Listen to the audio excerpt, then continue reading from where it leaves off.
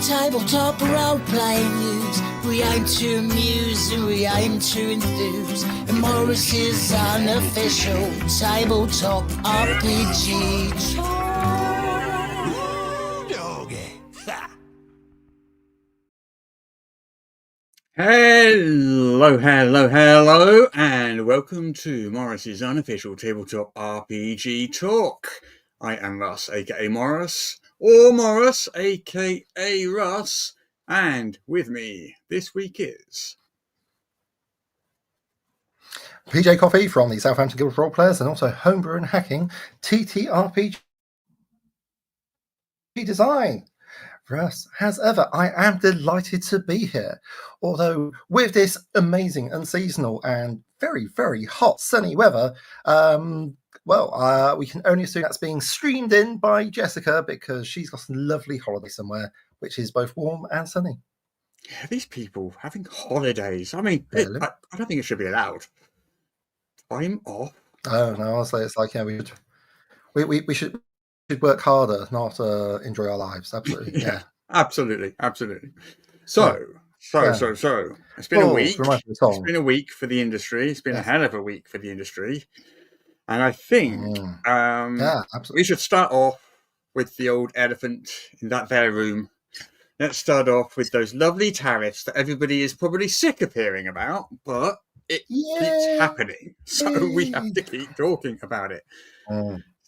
So the latest update, of course, was the US increased the tariffs on China to 125%, and then clarified the next day that it was in addition to the original 20%. So it is, in fact, at the moment, 145%. That is a hell of a tax to impose on Americans buying stuff from China. It is massive. China has responded now at 125% tariff of their own. Okay. Wow. Apparently, they said that's the highest they're going to go because above that, it's merely performative because at that level, it basically stops trade. Yeah. You know, and it destroys the market. People aren't going to buy American goods in China at 125%. So. Yeah, no, I mean, it's been pretty impressive. Like Taiwan, or the Republic of China, as they sometimes like to be known, or often like to be known officially, and the Democratic People's Republic of China, which is at least not one of those things, and what we would call China, they agree that there is one China. They now agree that there needs to be a response to the tariffs. So that's two things they agree on. Also, China, Japan, and South Korea are now getting along very well and agreeing that these tariff things are terrible. And again, if you don't know that this is a big deal, then I don't know, man. Like, there's books, Wikipedia. This is a huge deal. Yeah, I mean, just to put it in perspective. Say you've done, and I'm basically talking about us here. So, say you've done like a 20 grand print run, $20,000 print run in China for your new box set. That's just your cost. Yeah. So you spent 20 grand on it to fulfill a Kickstarter or whatever. You ship that across to the US, and this takes 3 weeks roughly on the boat. And the moment this thing is changing every single day, literally. By the time we end this podcast today, I'm sure it would have changed again. You know, you can't even make plans because every time you make a plan, by the time you finished making the plan, it's different again, and you have to go back to the drawing board. So when you put a big shipment of books or games or whatever onto a boat that's going to take 3 weeks before it hits port in the US, you have no possible way of knowing what the tariff is going to be on the day it hits port, and also you can't change your mind once it's on that boat and that boat's left. That's it. You're stuck. Whatever the tariff is when it arrives is the one you're stuck with, and you've got no way of knowing what that's going to be. It's like playing a awful lottery. Absolutely. Like the only people that are going to do well at this are people like antacid manufacturers, has stressed out business people trying to do something about their poorly stomachs.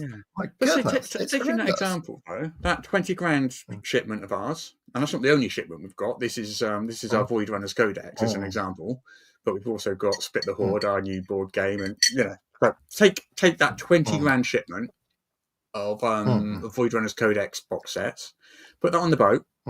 3 weeks later, it arrives. Say it's still at 145%.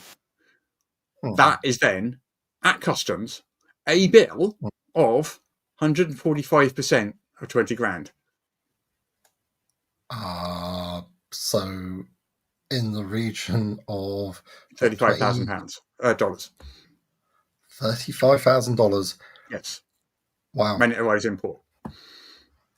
Wow. Exactly. So that's what that means. That's how that works. So, a lot of like. I mean, if you said, you know what? Sorry, people. It's not happening. Yeah, I mean, we can't. I don't know. People that would only be $20,000 you'd have to give back. No. And $20,000 is less than $20,000 is the print cost. There are other costs involved in making a product, but $20,000 is the bit that China's concerned with, and the export tariffs concerned with. So no, we can't do that, and we can't refund everybody's money because we spent it making the book. Yeah, as you were contracted to do. So I mean, basically, what we've said is yes, you are going to get your books. Do not worry, it will happen. That's not 100%. There is no chance you will not get your books. It's just how that happens is the question. So what we're currently thinking at the moment, and we haven't decided yet because we don't have to decide fully until that moment. It's like put it on the boat or not. Once it's on the boat, you can't change your mind. But up until that moment, you either put it on the boat or you don't. So until then. We're currently leaning towards the idea of shipping them all to the UK here, sticking them in our warehouse here. We can fulfill to the rest of the world from here, apart from the US. That's fine. Okay, yeah. I mean, it'll cost us a little extra for Canada and some of the places we would normally use our US warehouse for, but we can do that. But the US shipments will have to sit in the warehouse here in UK, and we wait until it blows over, or at least the issue partially resolves. At least something changes. That's what we're kind of leaning towards at the moment. So, because you can't ship it to the US and have it distributed in that fashion. In the current situation, we cannot ship it to the US. No, we cannot. It's not. It's not a feasible thing that we can do. No, it's just too much of a risk. 145% tariff is as a cut-off of trade. It's not a tariff at that point because there won't be any trade. So there's no trading. Because you can't afford it. And so of course we're not the only company. I'm in contact with quite a lot of other tabletop RPGs. They're all saying the same thing. Well, what can you do? What can you do? It is going to kill the board game industry. That's in a much worse position than because one of the fortunate things is it looks like books will be exempt. We're not sure because no one's tried it yet, but it looks like books is in the list of exemptions. Oh, Christ.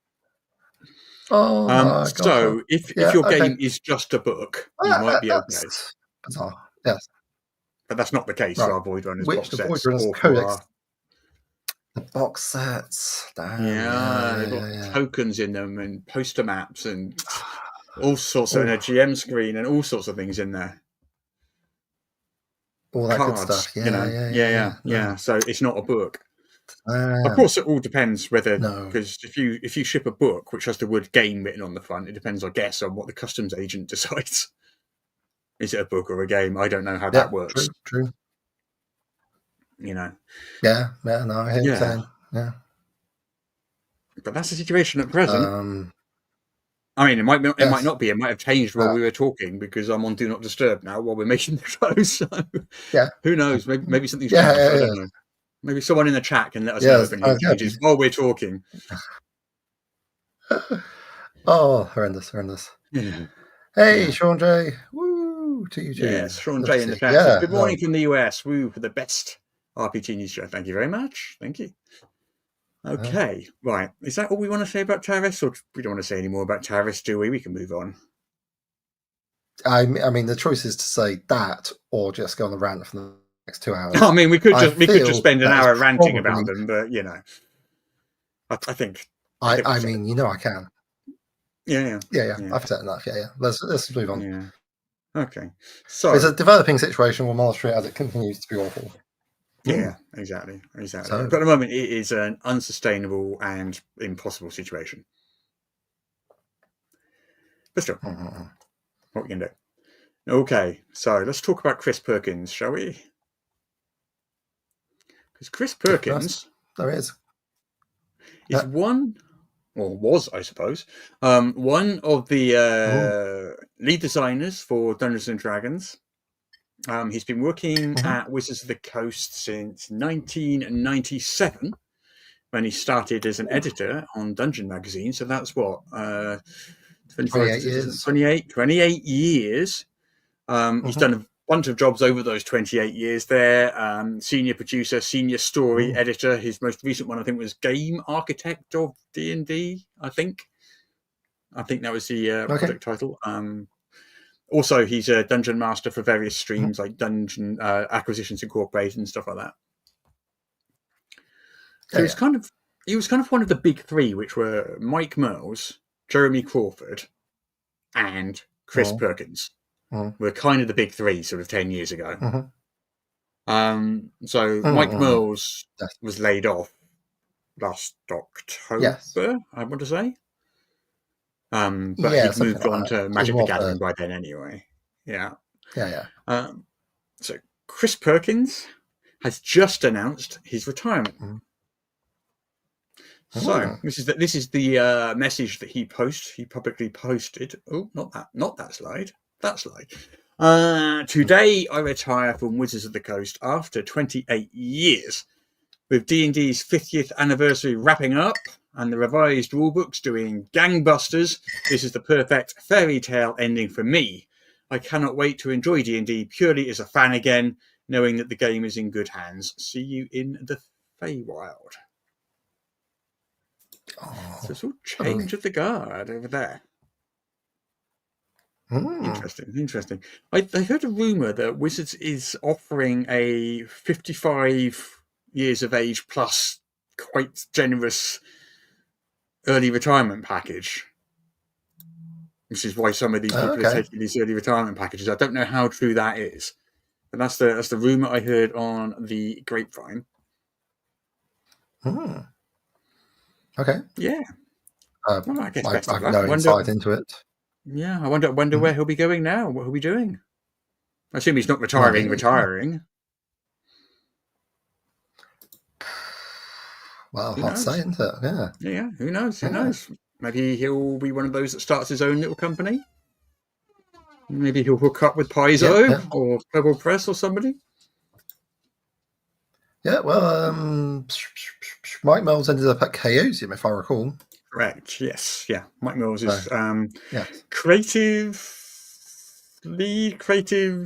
director, something like that. Yeah. At Chaosium. So yeah, I wouldn't be surprised if that's the sort of thing that Chris Perkins does. If he ends up at another sort of mid-sized company, or there'll be a heck of a change of environment, because basically he's pretty much worked at a big top dog company for 28 years. Yeah. I imagine working for a smaller company which does things a lot less. There's a lot less bureaucracy involved in a smaller company. And a lot less shareholders. Yeah, I mean, and a lot less levels of management and that sort of thing. Yeah, I mean, there's pros and cons. Less money to do stuff with, but there is that. Less labour, but but also more freedom to do interesting stuff. Yeah, more freedom to do interesting stuff. Though. Take risks. Experiment more. Yeah. Who knows? Yeah, creative risks. Yeah, we'll have to see how that goes. Yeah, well, good luck to him. Good luck to him. Yeah, okay. You posted a few in the order of the running order. You posted a few bits and pieces there. Do you want to pick one so it's not just all mine in a row? Oh, absolutely. Well, if we switch away to sort of a related topic, psionics continues to be one of those interesting questions which does vex the TTRPG industry. Obviously, with Voidrunner's Codex, there's been a stab take at it. Just for those listening along at home rather than watching the podcast, what we're looking at is someone with a third eye opening in their forehead, surrounded by, I guess, shattered mirrors, reflecting them as they're trying to concentrate on something. So this is like sort of a request for early feedback sort of thing. It's a So preview. I don't regard it as. Do you want to see what it is? Yeah, Do you want to see what it is, Peter? I mean, people don't know what it is. Oh, I suppose I could. Yeah, but I enjoy playing the program game. So this is Mind Over Matter. In media res, Russ. In media res. Okay, so Mind Over Matter is an OSR, old school Renaissance guide to psionics. It's a preview from Third Kingdom Games. What caught my eye about it? It's about it's currently about 60 pages. They're aiming for about 200 in A5 format, detailing alternative psionic systems for OSR games. So interesting. That is obviously quite a large section of it, and they're talking about including like a dozen extra classes and so forth: Psionites, Psionicists, Sword Sages, the ever popular Adept, Battlemasters, Gariel, which is to my mind a sort of small gator, Loxon, which again have a specific meaning to me, like being a thing from Valheim. Basically, it's 12 classes. Murder buffaloes. Yeah, and a luck thief, which I quite like the sound of. Certainly that would explain who's nicking all the luck from my dice, eh? But it's something for by a chap called Todd Leback. I don't know too much about it, but I thought we don't really get a lot of OSR news, so I thought I'd check this out so people could have a look. Yeah. Okay. Because as I say, psionics are something that people are keen on, but finding a good implementation in a game is quite tricky. So So this is an OSR one. So this would be for, let's have a look, AD&D 1E/23. It says there. What does that mean? I'm not sure what that means, but AD&D 1E/23. I mean, it. Bit out of my understanding. Like they've listed it as Osric, Labyrinth Lord, and Swords. Swords and Wizardry. I don't know. It's like Swords and Wizardry. There we go. Good stuff. I imagine it says it's inspired by the Tome of Battle Book of Nine Swords, which, if memory serves, I didn't play with it or see it myself. That would be one of the last books released for 3.5, which was all about combat maneuvers, kind of, really, and received very mixed. Yeah. Combat maneuvers before combat maneuvers were invented. Yeah. Exactly. So they've got like a standard psionic systems and one of a more fighty system, which is a nice idea. So it's always good to keep your eye out for things outside of your exact domain, because the ideas sometimes can be inspiring and translate to what you're actually doing. Yeah. Okay. Right. Do you want to look at some dragons? I do like dragons.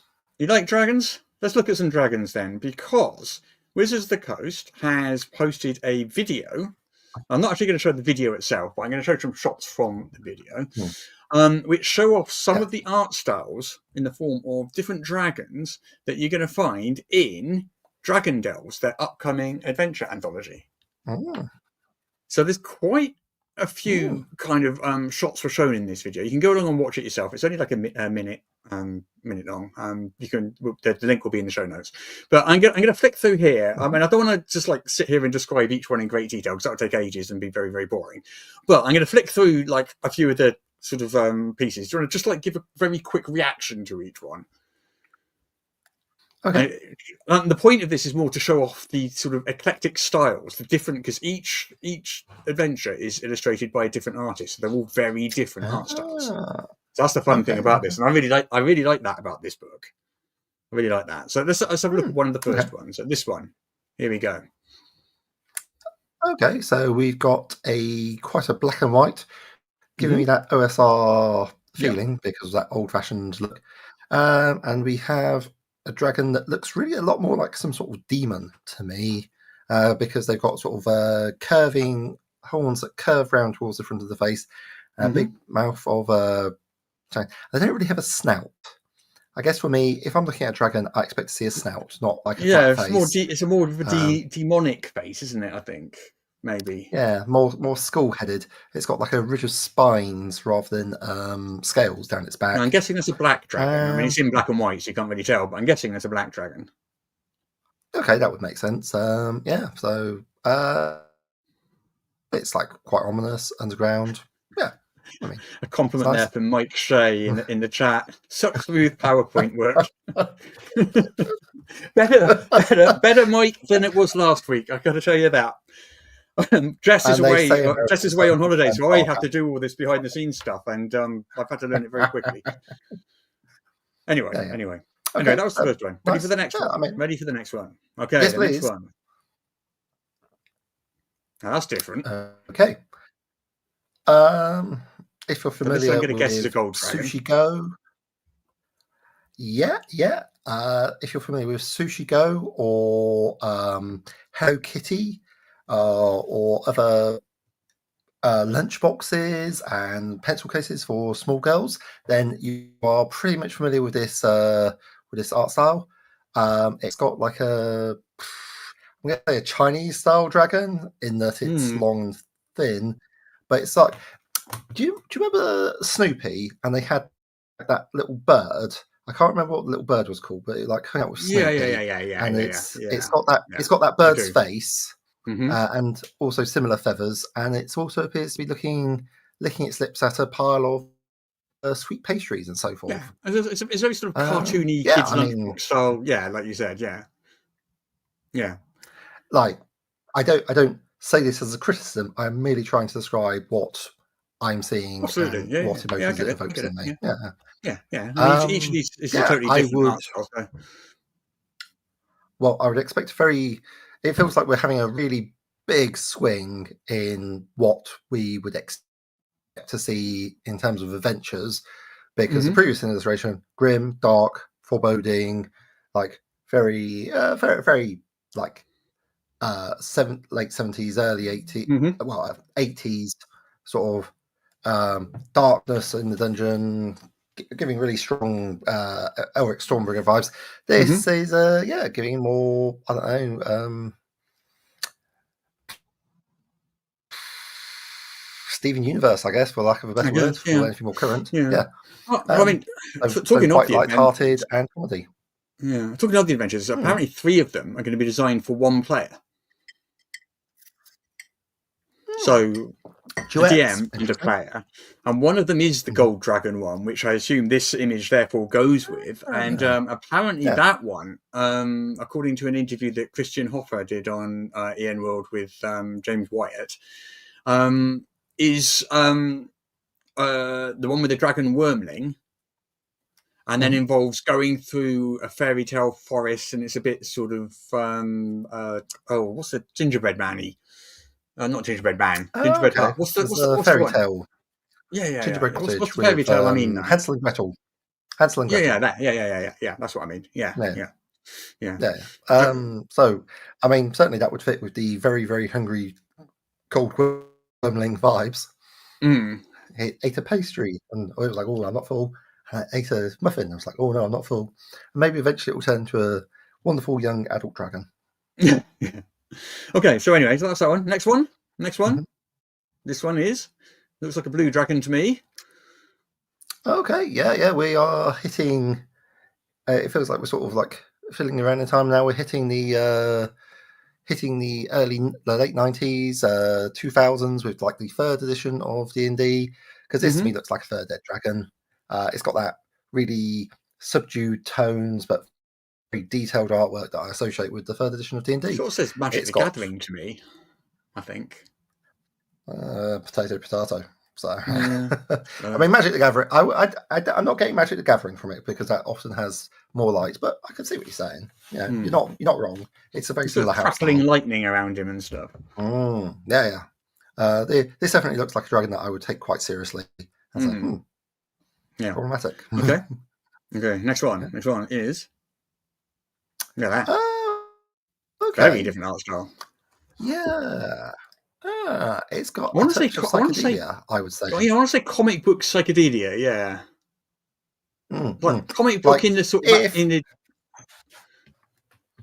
Yeah, go on. Like Russ, if you went to a Grateful Dead gig and someone's wearing this on a t-shirt, you wouldn't even notice. You could see that on the side of a van, couldn't you? Yeah. In the 90s. No, that's right. This is like some wow. Oh, yeah. I mean, this is a great example of late 90s van art. Struggling. It looks like it should be seen under a black light. Does that make sense? Yes. Yeah. Absolutely. Like, with all those purples and blues. Maybe they've got some special ink and. Probably not. It could probably would not. be a horrendous print job. But I mean, if someone made a black ink poster of this, I might actually be tempted to buy it just for like the knowledge value. I mean, it's again like, is it Gold Dragon? And I'm going to guess bronze. Maybe it's hard to say. Yeah, I didn't look proper bronze to me, but it's not copper. Yeah, maybe brass. There we go. Maybe. I'd say that's a brass dragon. Yeah. Okay. Right, here's the next one. Oh, nice. Now this is definitely, like, if you're familiar with Magic the Gathering, this is the card you look. And also, due to the fact that the people doing generative AI have ripped off so much of it, it will also look like a generative AI piece to the unsuspecting observer, which I'm going to say I don't believe it is. I think it's done by a human artist. But I could see people saying just because of the softness. But like, I would imagine that wizards are being very careful about vetting the art that comes in these days after some of the problems they've had over the last year.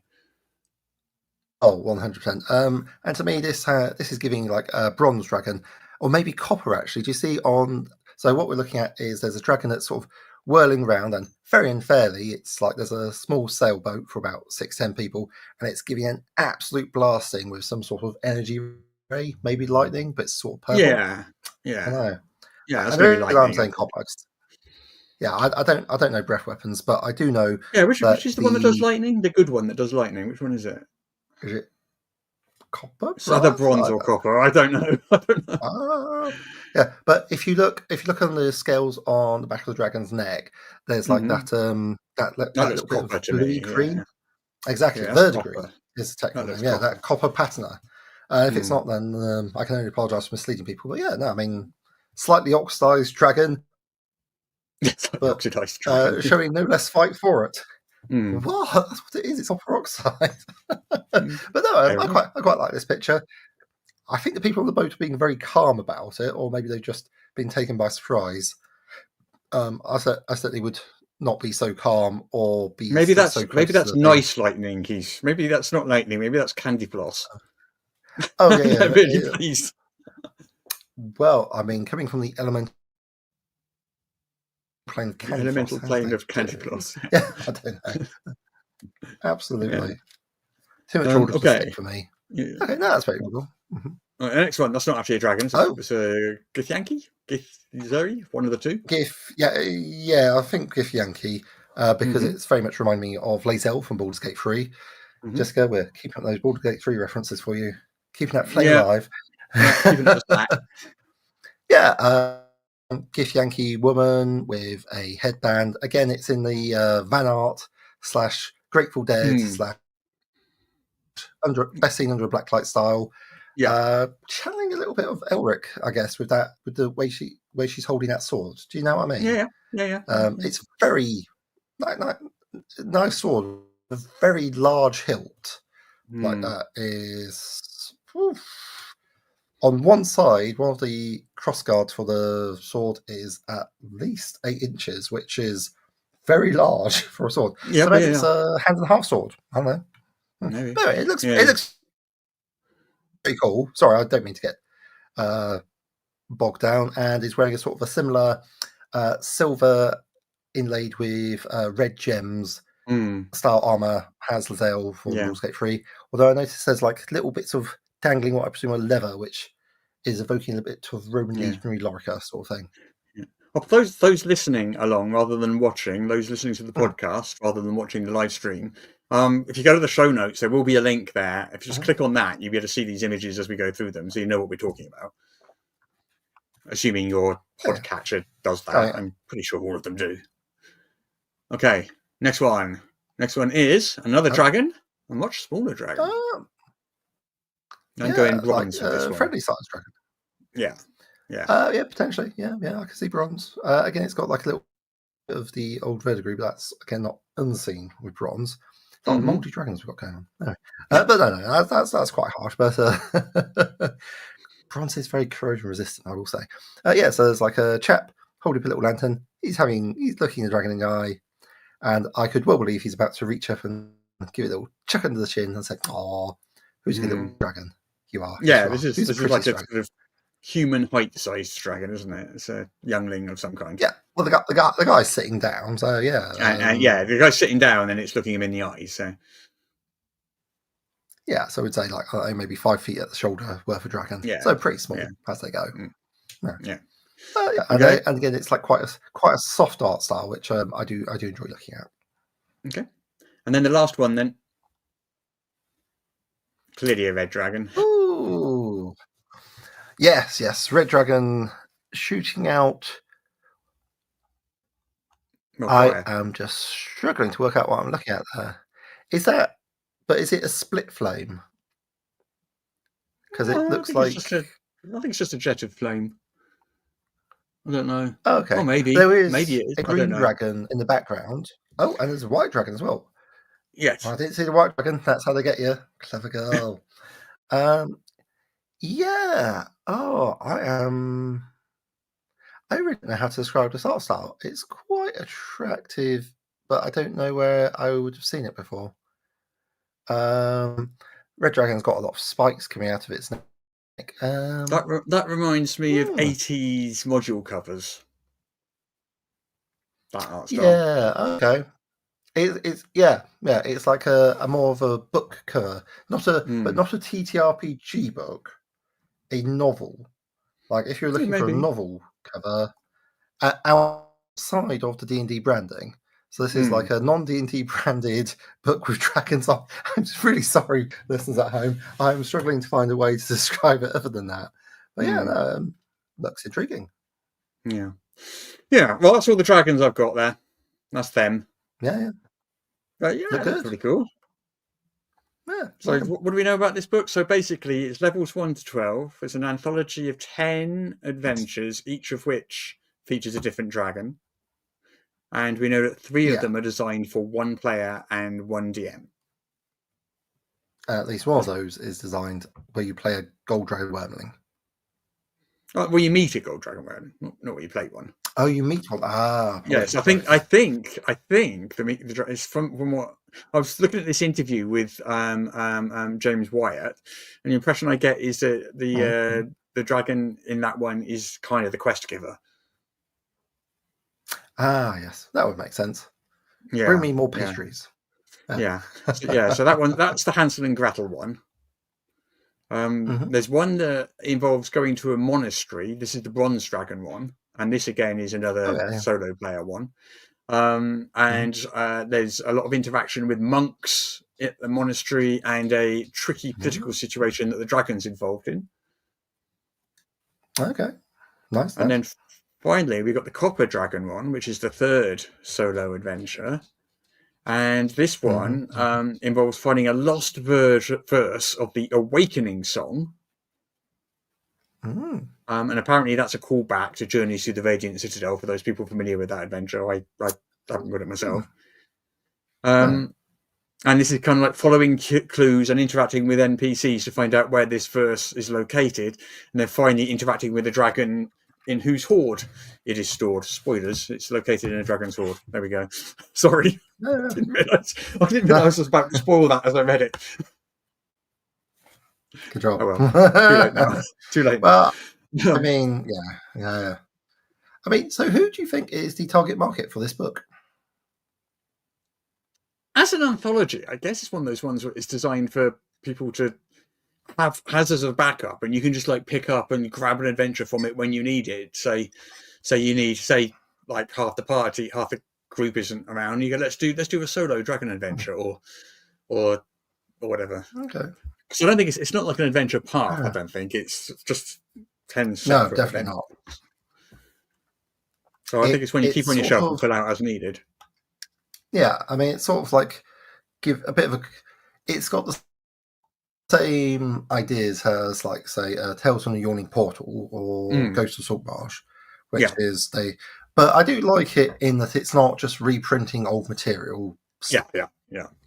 Updated, but it's actually a full-on. These are new adventures, and that's good.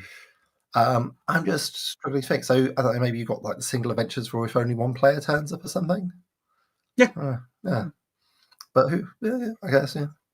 And I guess you like would choose some out and then throw it into your own homebrew, which is that's quite interesting because they haven't produced Radiant Citadel. Do you recall anything about that? Was that supposed to be like a? Yeah. That was an anthology book. Yeah. That wasn't that was the one where you could go through to different worlds, wasn't it? If I recall. Yes, that's right. Yeah, it was all like very sigilly. Okay. Yeah. All right then. Yeah. No. I don't know. It's interesting. Okay. Let's move on to another one of yours. If we talk about anthologies. Yeah, if we talk about. Well, I mean, like I don't know. It's like particularly mine. It's like I found something that I thought might be fun to talk about. One of us owns like a massive website full of RPG news with journalists, and the other is me. Just tooling around on the internet, looking at things and following conversations, saying, "Oh, that looks cool." Yet you managed to find things with us. So tell me, what are the things that you found on your journeys throughout the interwebs? Yes. You will recall that there is a game called Dread, or the Jenga game, which I'm quite fond very of aware of Dread. Yes, I like Dread very much. Yeah. That's been made by someone called Epidiah Ravichol, and what they have produced in association with a couple of other people is the Adventure and Hobbyist Annual 2025. And I'm like, this is very much part of Epidiah's remit, shall we say, in that I'm looking at it. I'm not entirely sure what I'm looking at, but I'm kind of into it all the same. Does that make sense? I'm like, I don't know what this is, but it looks cool. Let's see how this continues. What it is it's a system adventurous scenarios. It's a what? So system adventurous. System adventurous. Yes, and this is just my understanding, so please forgive me if I've, in my sleep-deprived fugue state, got the wrong end of the stick. But what you have is you've got a bunch of scenarios within this, and the idea is that you can play it with different RPG systems, and you can play each one with different. So normally when people say system neutral, that is sadly a code for you can play it with, you can bodge it to fit with any D20 system, more or less. Yeah. But system adventurous in this particular case, there's like 3 scenarios with different approaches, and different ideas to provide help for like a lot of different game systems. Game systems that they're specifically got a bit of specific hooks and custom rules for would be Dread, Worldwide Wrestling, or Swords Without Master, which is something again that Epidiah, all of those I believe are Epidiah's games. So yeah. The 3 scenarios are One Night Only at the Veterans Lodge, Escrow of the Damned, and Mission Beyond the Moon. Which from those names alone, I think, shows you that they are covering a lot of ground. Yeah. So basically, this is an annual with 3 adventures, each designed towards an entirely different style of role playing. Is that very much so? Yeah. Okay.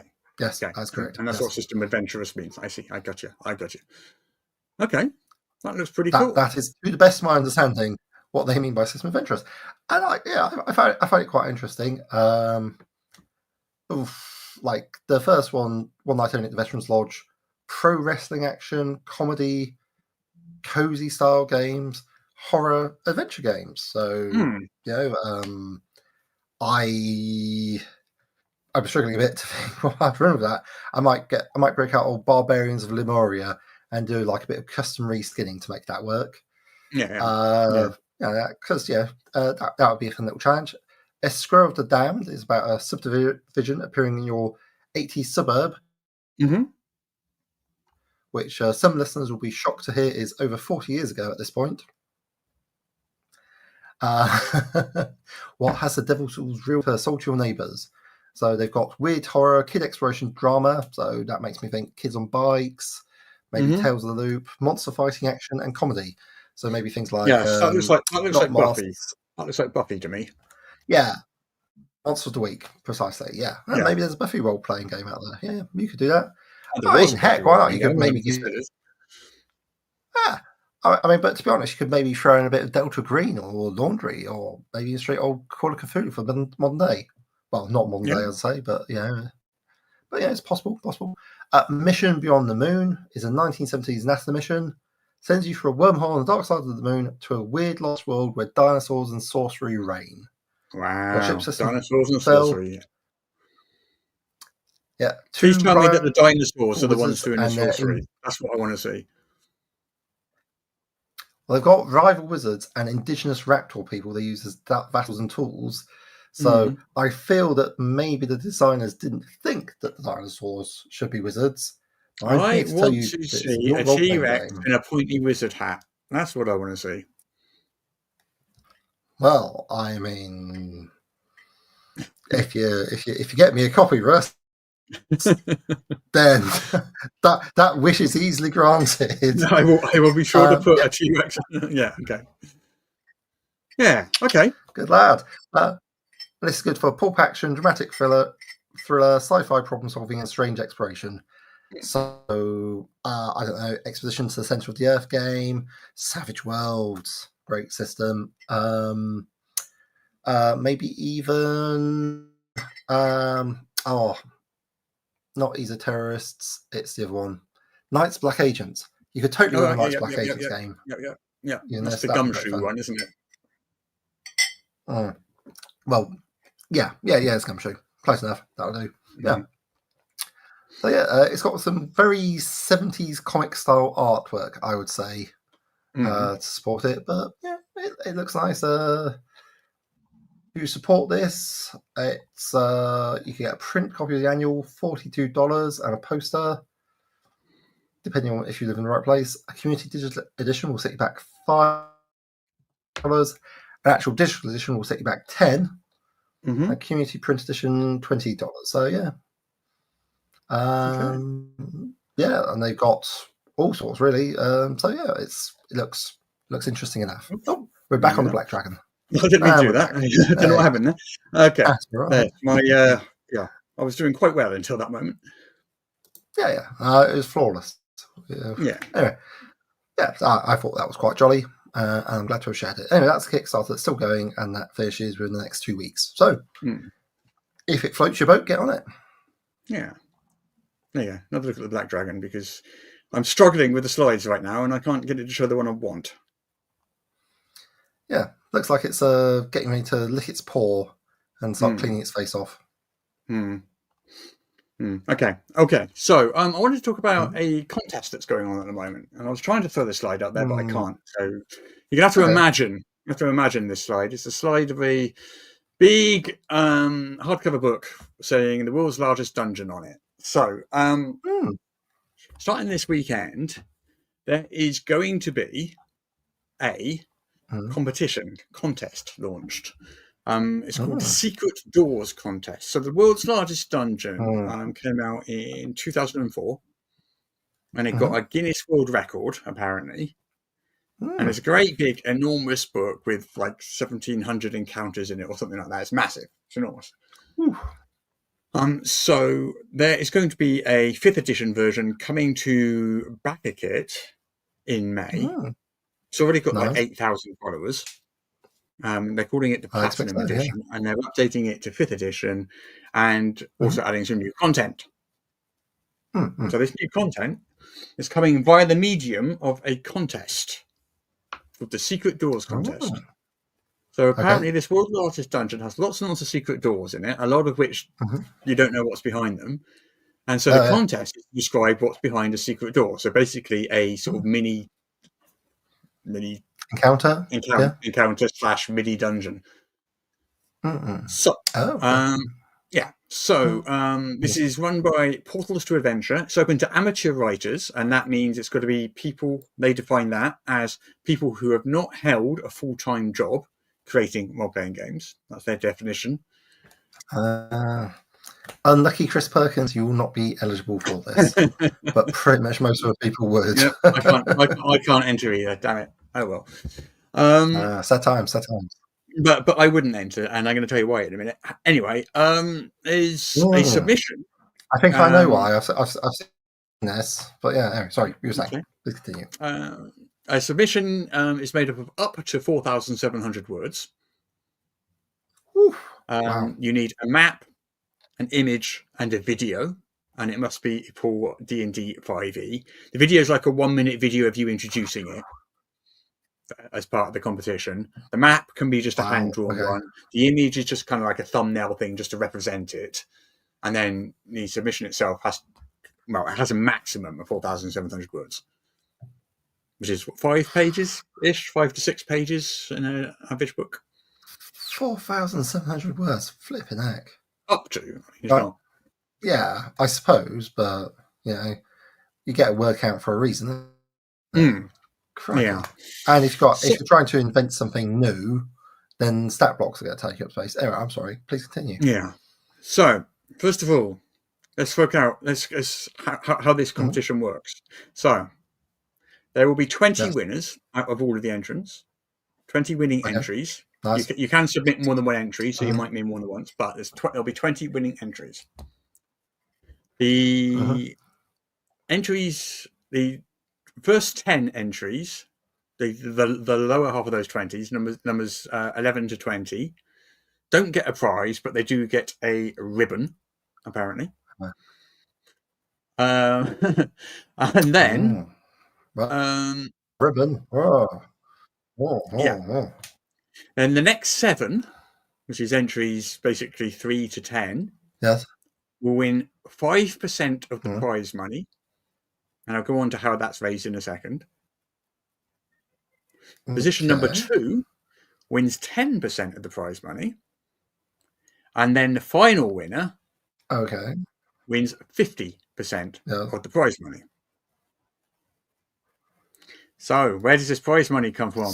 I hear you ask. That sounds like 65% that I'm hearing. Have I misunderstood something? 7 winners get 5% each.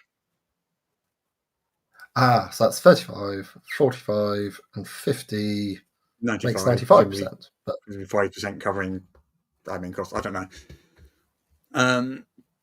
Anyway, the prize money is generated because the people who vote on this are the fans, and they pay $1 per vote. And that's how the prize pot is generated. Okay. You can vote for your own, as long as you pay the $1 per vote. It is a maximum of 10 votes each, so you can't buy 1,000 votes. Yeah, so you could throw $10 a sit to get yourself 10 votes, but that's probably not going to matter too much. It depends how many people enter. I don't know. You have to pay to vote. Okay, I guess pay to vote does stop spamming, but it's bots. Yeah, and it stops. Which is a serious problem. Yeah, and it stops frivolous hate campaigns, stockpiles, fake accounts, etc. No, what's the word? Ballot stuffing, maybe. No, I know the word. It happens on Rotten Tomatoes all the time. Something bombing. I know the word. It's just gone from my head. Review bombing. Yeah, that's it, isn't it? Yeah, review bombing. Yeah. So it stops that, I guess. So so that's how the prize money is raised. They do say there'll be a minimum of $500. Right. in total. So I guess if they don't raise, does that mean if they don't raise $500, they'll just say, right, we're going to divide $500 up, or whether they're starting it at 500 and then it goes up from there. I'm not sure which of those two is true. Yeah. But say it is $500. Let's have a look at what that money works out to. Yeah. For 4,700 words. That's a lot of words. 7 people will get $25, which is 0.5 cent per word. It's less than 0.5 cent per word. Right. One person will then get $50, which is 1 cent per word, ish, give or take. Yeah, yeah. And the final winner will get $250, which is about 5 cents per word. So that, assuming the prize fund is $500, that is. If it's higher, obviously they get more. But assuming that. So that's how the prize fund is created. So the contest, it opens on April the 13th, closes on July the 2nd, and then fan voting runs from then until July the 17th. Yeah, yeah.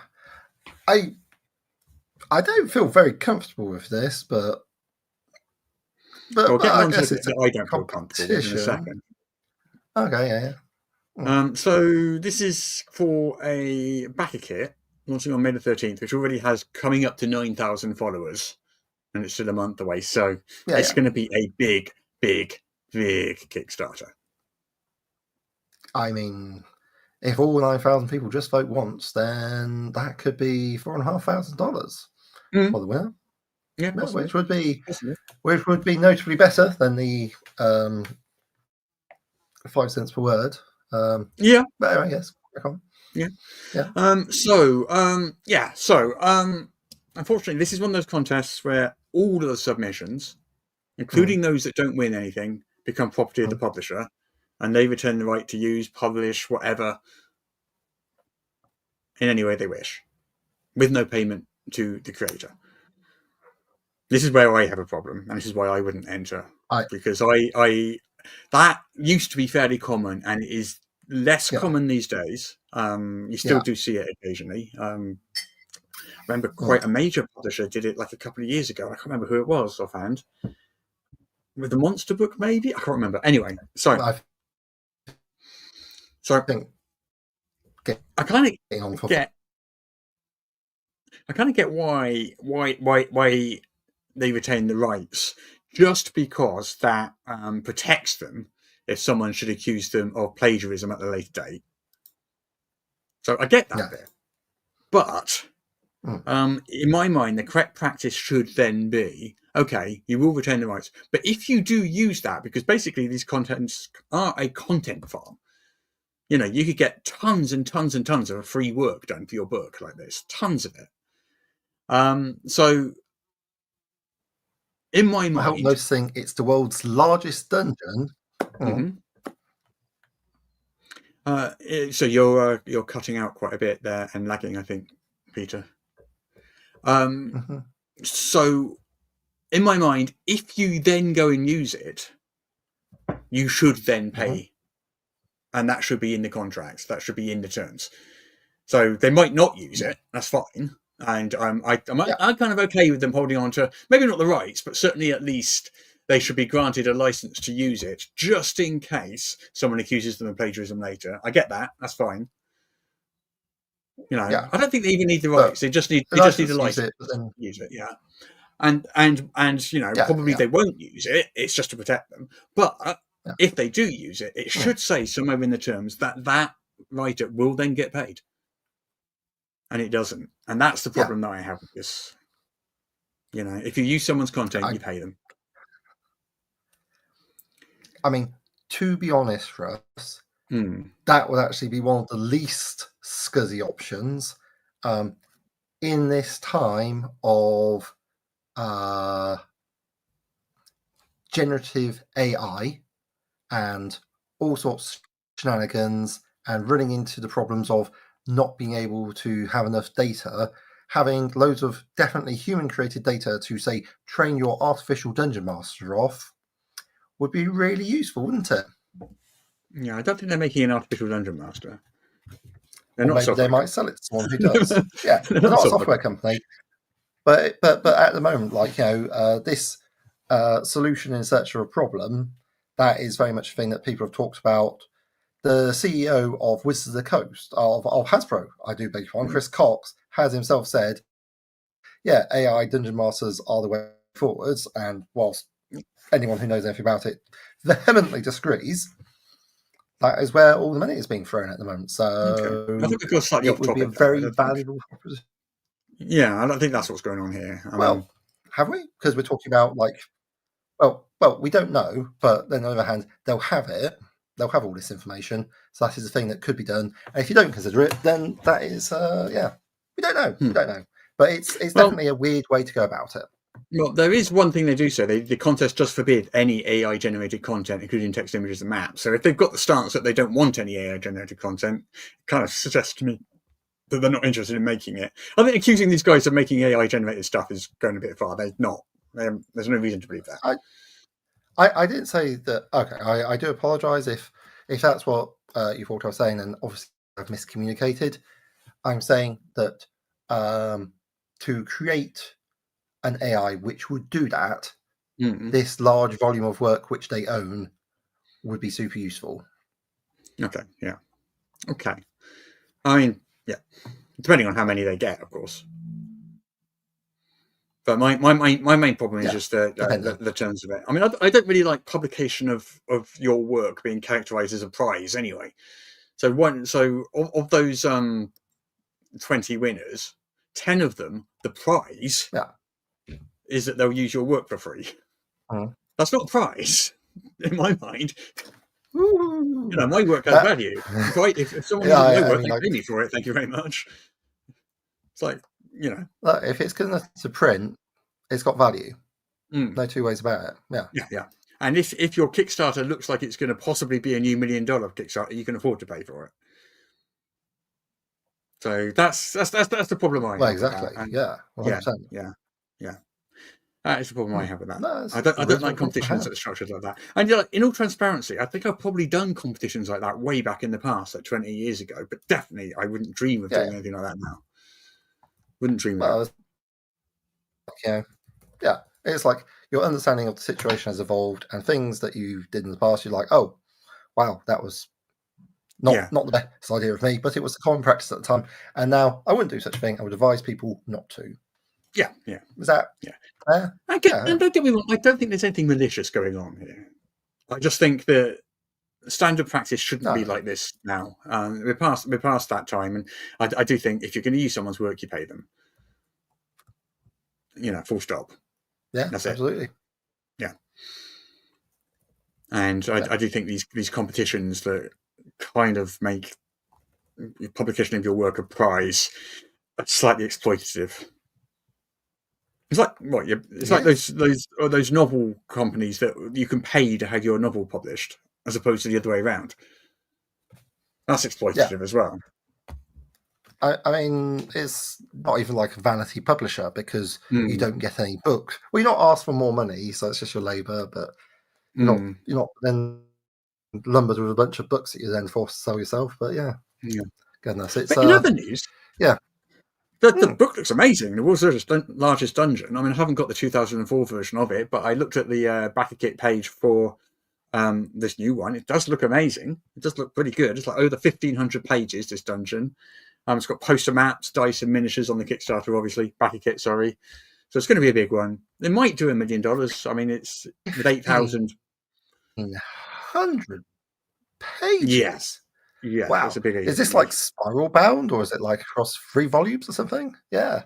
Goodness. I don't think the largest thing that's a huge book was. Do I have it to hand?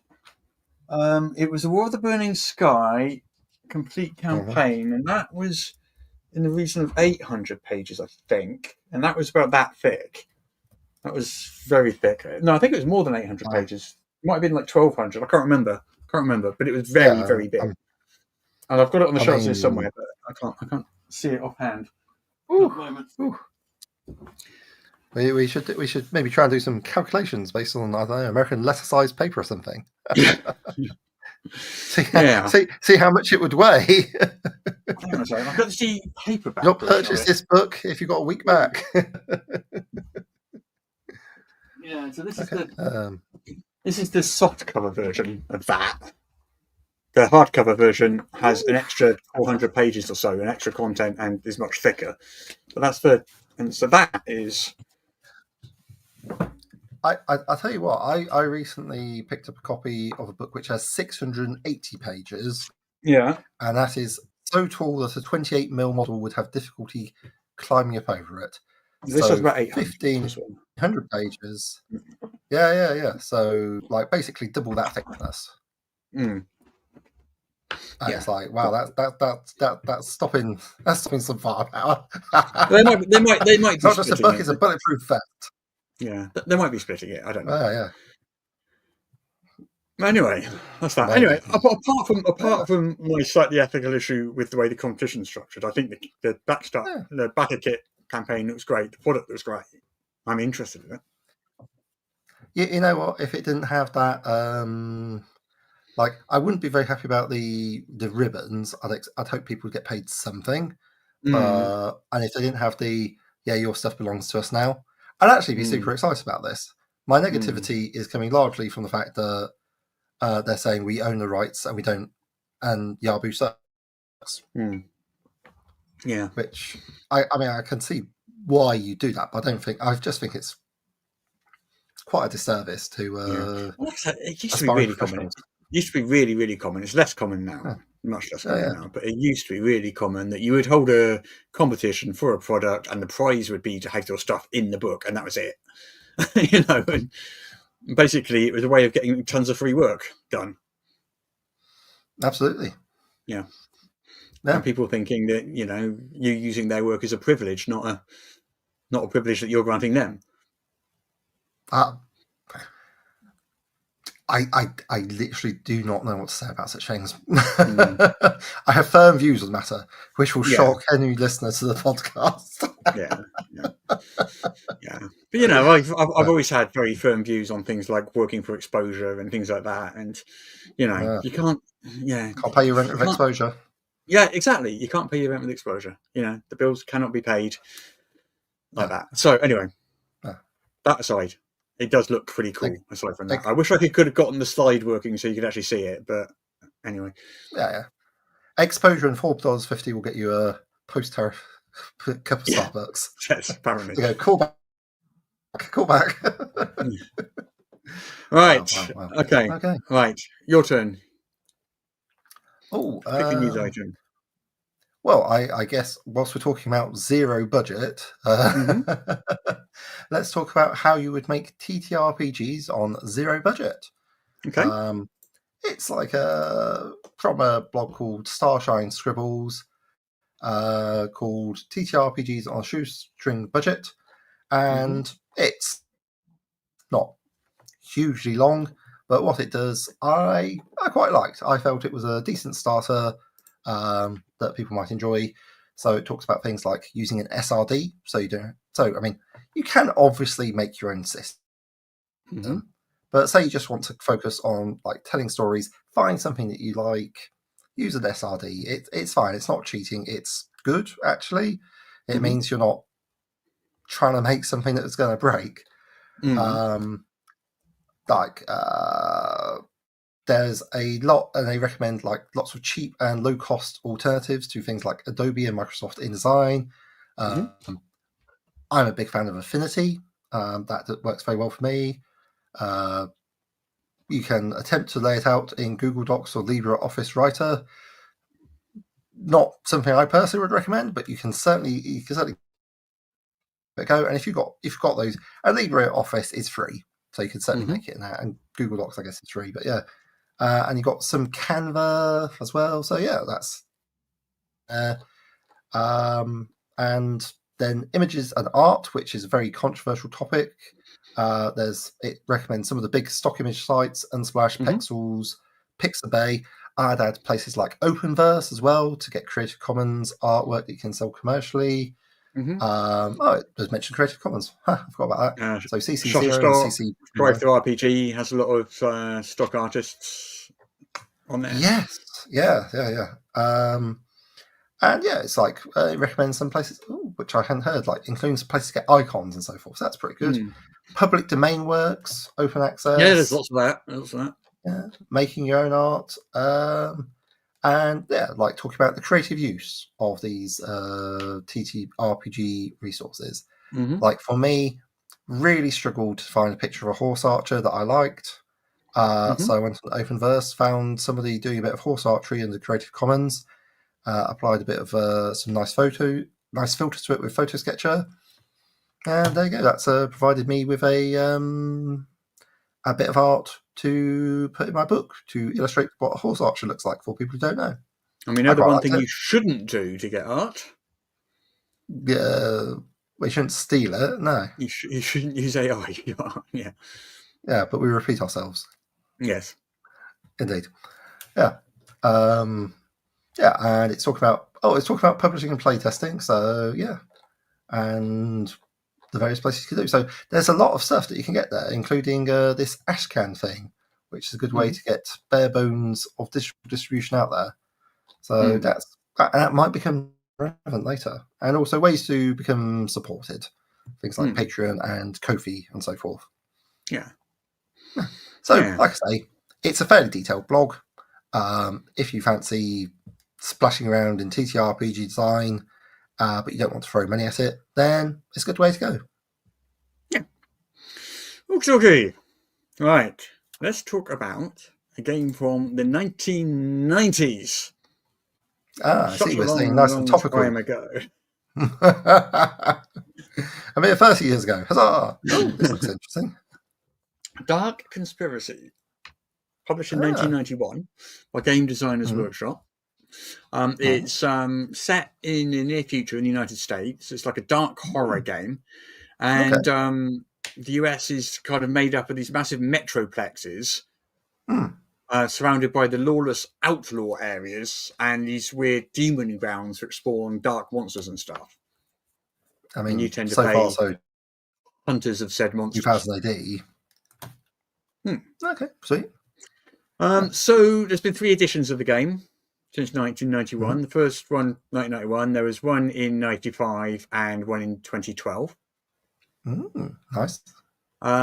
So Mongoose Publishing has announced that they have acquired the game, the property, and will be bringing a new edition in 2026.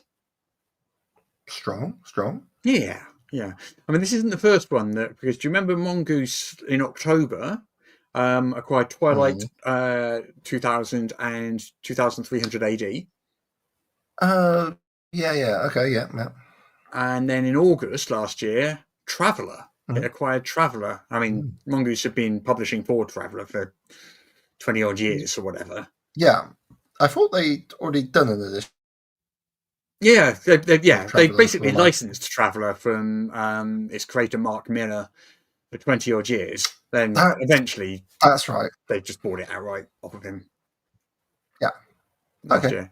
So they're kind of like gathering up all of these sort of 80s and 90s properties. Yeah. And making new versions of them. It's kind of a thing. There is a little twist on this because the original creator was someone called Lester W. Smith. Yes. Who created it back in 1991. Apparently, he was also trying to get the property back. Oh. Because it had passed through a couple of companies since he created it. Yeah. So he was also trying to acquire it at the same time that Mongoose was. I don't know if he knew that Mongoose was. But he posted on his blog the other day, I did my best, folks, made an offer, had it approved, negotiated with some final wording about the state of previous licenses, and learned last week that the IP was being sold to somebody else. Oof. Yeah. Which, right. Yeah. I mean, I don't know how that happened, what the actual process was involved, whether it was a bidding situation, whether he knew that this was going on, whether it was a complete spot. I don't know any of that. No. But yeah, I just read it. Yeah, when the original creators trying to sort of get control of their own creation, and isn't able to do so. I do think it's a bit sad, but I mean, I'm not assuming any shenanigans here. Just yeah. Well, I mean, it's one of those things where you make your piece when you sell it off. Yeah. I mean, I assume probably at the time he did it as work for hire. That's probably what happened. Oh, absolutely. In 1991, probably what happened. It'd be nice if maybe Mongoose hired him or something and asked him to work on the new one. Maybe I don't know. Might have some ideas. Might have some insights. Who can say? It's interesting stuff. Yeah. But good luck to them. It's interesting to see all these things that they're picking up. Traveller, Twilight 2000, 2300 AD, now Dark Conspiracy. Yeah. I wonder how much it costs there's to definitely a market acquire one of these things. Well, I mean, goodness. I guess if you've got like sort of a market for people who are into these like games which were made with a different design philosophy to more modern stuff, then that could be quite interesting. Yeah. Well, it's kind of like, I wonder how much it costs to actually purchase something like that, because obviously it's not being used. It's not. I don't know what sort of built-in fan base it's got, but it's not going to be massive. I wouldn't imagine it would cost that much at all. Like, Russ, your business manager isn't here to throw herself across the desk in slow motion screaming, no! But I will say, I don't know, but I'm nearly 99% sure that the market for the Dallas TTRPG just does not exist. Okay, it's not worth it, man. Just leave it. Yeah, just leave it. It's not worth it. It's not going to happen. Stop trying to make it happen, Raz. It's my dream to make the Dallas RPG 2nd edition. Yeah. Oh dear. Great commercial decision. Why not? Yeah. No, perhaps I won't do that. Perhaps not. Yeah. Perhaps not. Okay. I think we are coming to the end of the news now. Yeah. What have we got left? You have something here called Skies Above. What's that? Well, I was just perusing the interwebs. Blue Sky is where I'm often found. I saw this, and it was a jolly little Japanese RPG. I don't know a lot about the genre, but it's a TTRPG using JRPG style. And the thing that caught my eye is on the front cover that's proposed, there is like the most darling little cat who's got like sort of like a Scottish piper's outfit, but in green, and they're holding a harp. I mean, it's got. It's worth checking out. It's a launching soon Kickstarter. They're building up followers, and I'm sort of keen myself. And it's just had this jolly little cat. And I was like, oh, that looks quite good. And you can have a look. There's a document on Ashcan, which is like a preview document. And I made a dreadful mistake and asked me what I thought of it.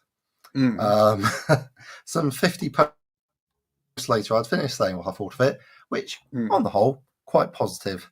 It's, nice game, broken up. A lot of the artwork done by the creator, which I enjoyed, with very darling little cats, very cute lizard people, and there's a interesting mix of 4th edition, D&D 2nd edition stuff, and some other influences, including maybe Exalted, which is thrown together. So I don't quite know how it all fits together, but I liked what I saw, and it was pretty enough. So magic, I think airships, and endless adventure. What else could you want? I mean, it's got something. It's got something to go. So I'd be quite interested to see how the creator takes it. So yeah, as I say, it's like most of the art and the fact that you can download a version of it from this Ashcan place. Ashcan's not a place. Ashcan is a type of thing. So basically, you make an Ashcan version. I think it started with comics, but you make an Ashcan thing, which is basically kind of like a free, sort of cheap version of it that people can look at. And it's not a place. It's not. It's a terminology. Okay. So there's an Ashcan version which you can download, have a look at. I did. I quite enjoyed myself. I wouldn't describe it as fully finished, but again, it's a Kickstarter, so it's like looking for getting layout and funds for a print run. So yeah, seems like a good shout to me. Okay. If you're into things like Dragon Quest, Secret of Mana, Grandia, and Luna with a sprinkle of Legend of Zelda magic, then this might be something that you would enjoy. Indeed. Yeah. Right then, I think we're down to our last bit of news, and that is just a quick look at some Paizo stuff, Pathfinder stuff.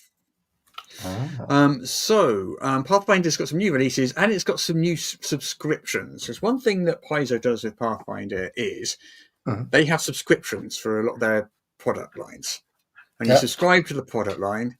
And it might be adventure paths, so it might be their I don't know what they call their big battle maps. I've got a load of them. Flip mats, I think they call them flip mats. You can subscribe to them, so you can subscribe to various different product lines, and basically, this is physical subscriptions as well, not digital. So you'll get them sent to you, and that's kind of how their business model because when they started off as a magazine producer for Dragon and Dungeon magazine, and they just carried on operating like that. So the new subscriptions, you can get the Starfinder Special Edition Rulebook subscription, the Pathfinder Special Edition Rulebook subscription, and the Pathfinder Pocket Edition Rulebooks subscription. Already my head is spinning. That's a lot of subscriptions. Yeah. So basically, I assume you subscribe to one of these, and then every time a new Pathfinder Pocket Edition rulebook comes out, you get sent it. Oh, nice. Yeah. Convenient. And that thing that you can see right there on the screen, Claws of the Tyrant. Yeah. That is, I'm struggling a bit to describe the cover, to be honest. It's mostly blue. Teal. It's got what looks like a knight with a shield, someone crouching down behind a dragon. That's basically all I can say about that, and a lot of blue undead in the background. What's the big orange thing? Big ring. Okay, so I can make out the knight. Then behind the knight, there's an orange thing. Is that a gold? Yeah, I'm not sure what that is. I don't know. I'm looking at a much bigger version of the picture here, and I don't know what that is. Maybe that's his cape. I'm not sure. Oh, okay. It might be his cape, I think, actually. I think it's his cape. It's more than a cape. That's a full-grown cloak, sir. There's no riding cape here. This is like billowing everything. Good times. Yeah. So this is an anthology of 3 interconnected adventures. It's set in the former nation of Last Wall, which is now called the Gravelands. Oh. Yeah, and the fate of 2 goddesses hang in the balance as disgraced Grave Knight Seldig Bedless prepares a ritual to rewrite history itself. Interesting. Okay. So fun. Yeah. Sounds like a laugh. Yeah. And that's it. I think that is the news. Yeah. I'm pretty much done. There's more stuff about publishing templates, but I feel that'd be quite anticlimactic at this point. Well, do you want to sort of remind people that on Friday the 30th of May at UK Games Expo, we'd be delighted if you joined us for a live recording in front of a real audience, and you get to actually see our faces in person, which could be good or could be bad, depending on whether or not we showered that day. We're so sorry. It's a Friday, so might be less skanky than by Sunday. Yeah. It's usually fun. We usually have a small crowd there, don't we? Yeah. I mean, it was doubled in size from previous years. Last year. Yeah. So looking forward to that. That'll be me, you, and Jess will be there. That's the plan. And hopefully this year it'll all go smoothly. But let's say about that. What could go wrong? What could possibly go wrong? So as long as UK Games Expo doesn't crash my computer like it did last time. I say this as someone who has been recording reliably on this computer for, what's it now, 342 episodes? Well, not 342 on this one, but in general, and have used it for countless hours with never a crash, and then they plug in some random thing, and then it goes and falls over. I'm going to say it wasn't my computer's fault. Mhm. Yeah, Okay, I'll take your you word can for bring your own computer if you like. How about that? it. My computer's a desktop. Yeah, I know. Yeah, just bring an Yeah. iPad. You could probably do it on an iPad, to be honest, but or an iPhone even. Do it on a phone. I'll let you look into that. That sounds like a technical matter, Father, or an ecumenical one. I don't know. One of those. Anyway, Anyway, I shall think we wrap it up? Yeah, I think that's us done for the week. There's sunshine outside, so this being a very unusual event in the UK, we're going to go and attempt to enjoy it. Yes, and my wife is outside painting the fences at the moment as we speak. I see. So I should really go and help her, really, shouldn't I? No. I mean, I hear it's the best possible time you can have, Huckleberry. So you go enjoy yourself. Yeah, it's even more fun when the dogs join in. I mean, dog hair, you're a big connoisseur. I think it would add a lot to your fence to have that special 2 to 3 foot high dog hair pattern. Well, put it this way. I saw Marvin earlier, and he does currently have a red nose.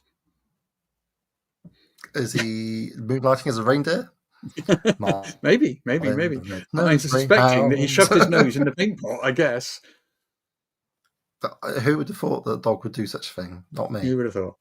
Yeah. On that note, let's get out of here, shall we? Bye for now, then.